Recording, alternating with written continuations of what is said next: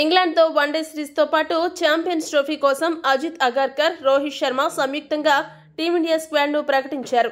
వచ్చే నెల 6వ తేదీన ఇంగ్లాండ్తో 3 వన్డేల సిరీస్, ఫిబ్రవరి 19వ తేదీన ఛాంపియన్స్ ట్రోఫీ మొదలవుతుంది. ఈ 2 సిరీస్ల కోసం రోహిత్ నాయకత్వంలో 15 మంది ఆటగాళ్లతో జట్టును ఎంపిక చేశారు. ఇంగ్లాండ్తో సిరీస్కు అదనంగా పేసర్ హర్షిత్ రాణాకు చోటిచ్చారు. శుభ్మన్ గిల్కు వైస్ కెప్టెన్ బాధ్యతలు అప్పగించారు. అయితే ఈ స్క్వాడ్ ప్రకటన అనుకున్న సమయానికంటే 2 గంటలు ఆలస్యమైంది. శనివారం మధ్యాహ్నం 12:30 విడుదల చేయాల్సిన స్క్వాడ్ను మధ్యాహ్నం 2:30 విడుదల చేశారు. కొంతమంది ఆటగాళ్ల ఎంపిక విషయంలో కోచ్ గౌతమ్ గంభీర్, కెప్టెన్ రోహిత్ శర్మ మధ్య అభిప్రాయ భేదాలు తలెత్తాయని, అందుకే స్క్వాడ్ ప్రకటన ఆలస్యమైందనే వార్తలు వస్తున్నాయి. ఆ వివరాల్లోకి వెళితే హార్దిక్ పాండ్యాకు వైస్ కెప్టెన్ బాధ్యతలు కట్టబెట్టాలని గంభీర్ అనుకున్నాడు. అయితే శుభ్మన్ గిల్కు వైస్ కెప్టెన్సీ బాధ్యతలు ఇవ్వాలని రోహిత్ శర్మ, చీఫ్ సెలెక్టర్ అజిత్ అగర్కర్ పట్టుపట్టారు.